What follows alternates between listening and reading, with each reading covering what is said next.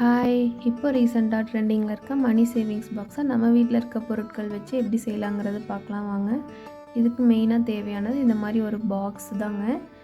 இந்த மாதிரி ஒரு பெரிய சைஸ் பாக்ஸாக இருந்தால் தான் நம்ம அந்தளவுக்கு குவான்டிட்டி கரெக்டாக இருக்கும். இப்போ நம்ம மணி உள்ளே போடுறதுக்கான ஒரு ஓப்பனிங்கை நம்ம இப்போ க்ரியேட் பண்ணிக்கலாம்.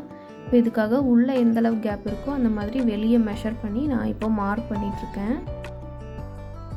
இப்போ பார்த்திங்கன்னா மணியை நம்ம ஒரு 4 ஃபோல்டு பண்ணி உள்ளே போட்டாலும் ஈஸியாக உள்ளே போகிற அளவுக்கு இருக்கணும். அந்தளவுக்கு கேப் இருக்கணும். அது மாதிரி நான் இப்போது மார்க் பண்ணிகிட்ருக்கேன். இப்போ பார்த்திங்கன்னா இது மார்க் பண்ணியாச்சு. இப்போ இந்த பாக்ஸோட எல்லா கார்னர்ஸ்லேயுமே நம்ம செலோ டேப் போட்டு செக்யூர் பண்ணிக்கிறோம். அப்போ தான் எங்கேயுமே பிரிஞ்சு வராது. எல்லா கார்னர்ஸ்லேயுமே ஃபிக்ஸ் பண்ணிவிட்டு இப்போ சென்டராக நம்ம மார்க் பண்ண அந்த ஓப்பனிங்கை நைஃப் வச்சு ஓப்பன் பண்ணி விட்டுறோம். இந்த ஓப்பனிங் நம்ம மணி உள்ளே போடுறப்போ கிழிஞ்சு வராமல் இருக்கிறதுக்காக மேலே ஒரு செலோ டேப் போட்டு சென்டரில் கட் பண்ணி 2 பக்கமுமே அமுத்தி விட்டு நல்லா ஃபிக்ஸ் பண்ணிக்கிறோம். அப்போ நமக்கு ஈஸியாக இருக்கும். எப்பயுமே அது பிரிஞ்சு வராது, நல்லா செக்யூர் ஆயிரும்.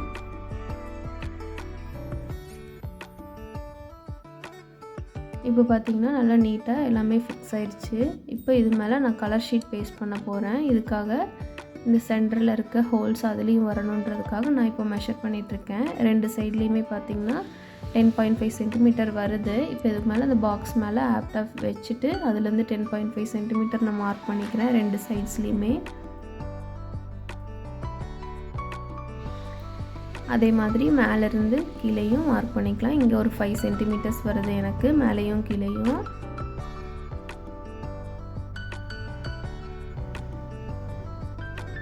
இதே மாதிரி 2 பக்கம் மார்க் பண்ணிவிட்டு அந்த ஓப்பனிங்கான ஷேப் மாதிரி கிடச்சிரும். இப்போ அதை நம்ம நீட்டாக கட் பண்ணி கரெக்டாக ஃபிக்ஸ் ஆகுதான்னு பார்த்துக்கலாம். இப்போ இது ஃபுல்லாக நல்லா ஃபெவிகால் போட்டுட்டு நல்லா ஃபிக்ஸ் பண்ணிக்கலாம்.